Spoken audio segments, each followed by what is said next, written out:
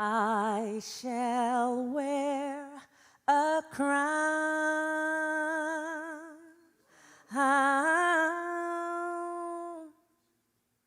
when it's all over.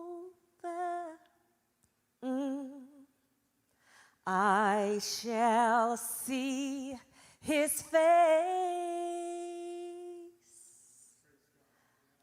I shall see his face.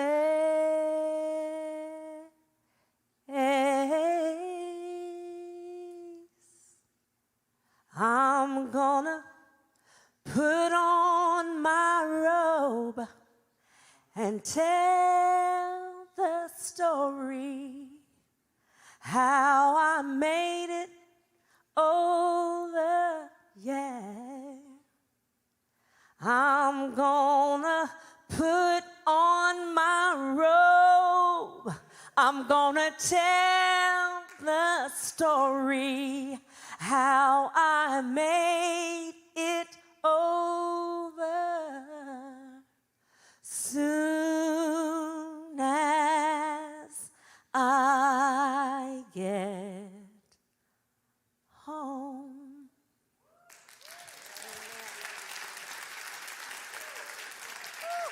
I am so happy to be back in the house today, but I'm going to go ahead and do what I've got to do. So I'm going to share a little fact with you. On March 2nd, 1955, there was a little girl. She was 15 years old. Her name was Claudette Colvin, okay? And Claudette was on a bus with 3 of her classmates, and she was sitting in the colored section, okay? And there was a white lady who came on the bus, and the bus driver got up, and he came back to that section, and he said, I'm going to need you to get up. Well, 3 of her classmates got up, but Claudette, she's kind of like me, you know, don't, can't, it's not in my DNA. So she says, no, I'm not getting up. I'm in the right section. I'm ad-libbing a little bit. I'm in the right section. I don't know what's going on here. So there she is, yes.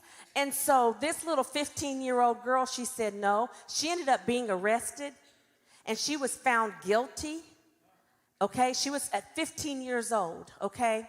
And so she went through the trial. She was found guilty. She had that on her juvenile record because she's still living for 66 years. It was not expunged until, get my date. It was not expunged until, come on, Maria, October 26, 2022, as she was at the age of 82 years old. And the reason why she did it that late, that long, is because she wanted to show her grandchildren, her children, the children, and us, don't give up. Whatever it is, don't give up. And you know the beautiful thing about racism, that doesn't stop at color. You know, come on, somebody. It doesn't stop there. It's so many facets of racism. And I just want to kind of point that out to you, that it doesn't stop with color. Now, the next thing we have is the March on Washington. Martin Luther King. We all know about the I Have a Dream speech, right? Everybody knows about that. But it was really surprising to me when I found out that when he was giving his speech that day, he was addressing 250,000 people. That's a lot of people. And he had a relationship, a friendship with Mahalia Jackson. We all heard that name. She was the queen of gospel at the time. And so anytime he spoke, he let her open up. She was the psalmist. So she's standing on the Lincoln Memorial steps. And as she's talking, thank you, Pastor, you know about it, don't you? So as he was talking, she yells out, "Tell him about the dream, Martin." I thought all those years that he had it in his speech to give, but it wasn't. because she said, tell him about the dream. That's what ignited that dream to be shared that day, which became the most famous historic dream of all times. Now, I think that's it for him. And what he did, he didn't have it written down. He improvised. And that is such a powerful dream, the way he delivered that. You could tell it came from his heart. It came from a place. But to know that he hadn't rehearsed it, that takes talent. That takes gifting. Amen? And then this person, I just want to throw him out there to you. But Garrett Morgan, remember that name because he was the inventor of the 3-position traffic light. Did you know that, Pastor? Oh, you're so smart. Okay, so let's fast forward to 1972. You see that cute little girl up there on that wall? That's Maria Simmons. Hello. Hello. Hello. I was 15 years old. I was the first African-American cheerleader in Gibson County. I made history, yes. Yes, now I had tried out the year before and I didn't get it because of the color of my skin. But like I said, don't quit, stop. It's not in my DNA. So the next year I tried out, I got it. And it opened the door for so many after me to come. And they had the courage to do it. And many were chosen after me, but I was the first. Oh, you can clap a little bit better than that. Yes, yes, that's more like it. Okay, and then I'm going to take you into my childhood. Those are my parents, Ivan and Lenolia Simmons.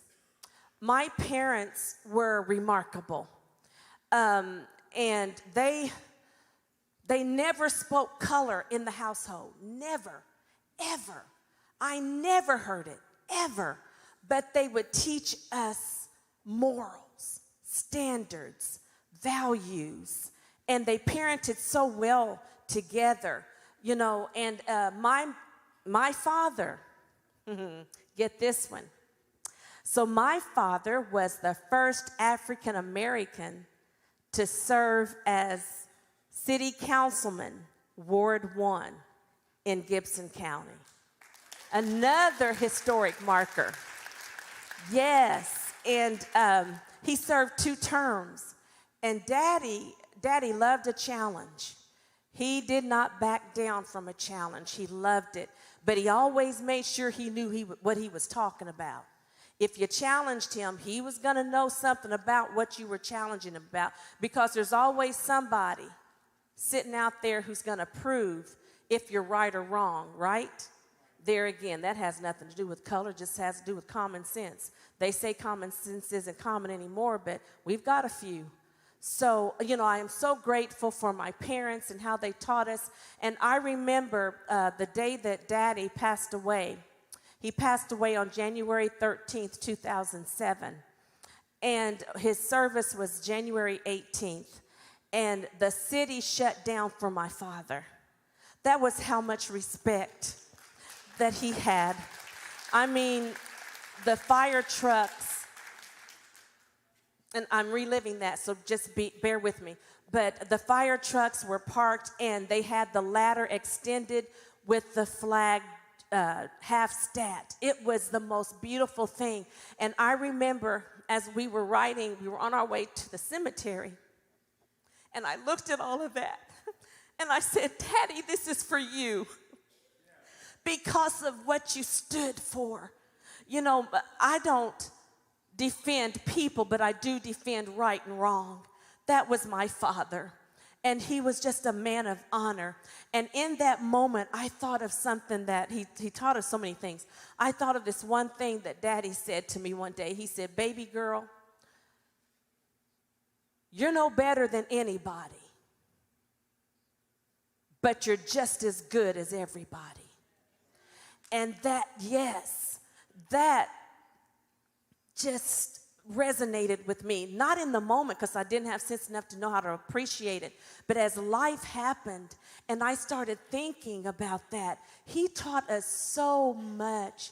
He taught us how to give respect and be respected, and I am so grateful for my parents. Now we're going to fast forward to my grandmother, Magnolia Young. She was considered the healer in Gibson County. She had such a relationship with God. It was amazing. And her healing hand was the right hand. It was the right hand. And people would come from all over just to have her to pray over. And they were healed. And I'm not talking about a cold or the flu or COVID. I mean, they would have diseases and she could pray over them and they were healed. And Grandma was remarkable in that she also taught us.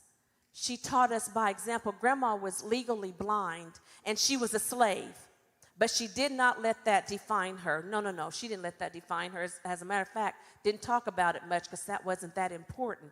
It was what she did next that counted and mattered, and she knew that. And I was thinking of all the things that she taught us and told us, and one of the important things that she said, I remember she'd sit us on her lap.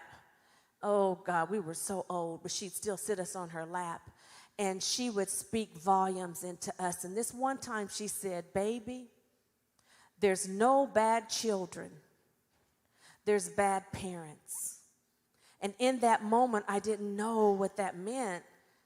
But as I grew again, you know, when a child is born, a baby is born, they know nothing. They don't know anything except what they're taught. And so many times, and I'm not judging, I'm just encouraging you that as you're having your children and raising your children, make sure that you're teaching them according to God's way, because God is just love. That's all he is. That's all he is. And the thing about a household is what's not taught is caught. So let's make sure as we're raising even our grandchildren, let's be sure that we are speaking life into them, not discrimination, just love, because that's all God is. God is just love, and we are their first example of what God looks like. If we are Christians, we are Christ-like. So this kind of brings me to the video that I want to share with you.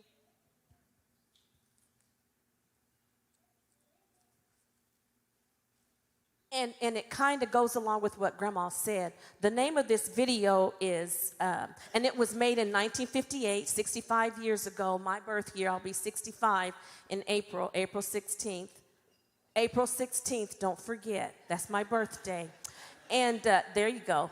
So, and the name of this video is "You've Got to Be Carefully Taught."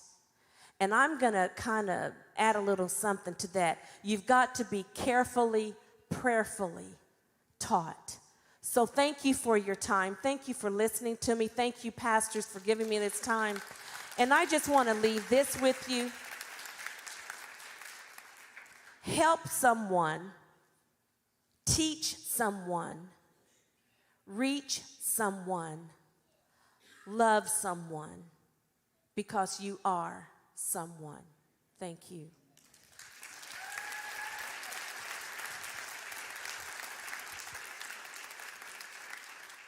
What makes her talk like that? Why do you have this feeling you are she? I do not believe it is born in you. I do not believe it. It's not born in you. It happens after you're born. You've got to be taught to hate and fear. You've got to be taught from year to year. It's got to be drummed in your dear little ear. You've got to be carefully taught. You've got to be taught to be afraid of people whose eyes are oddly made, and people whose skin is a different shade. You've got to be carefully taught. You've got to be taught before it's too late, before you are 6 or 7 or 8, to hate all the people your relatives hate. You've got to be carefully taught. You've got to be carefully taught.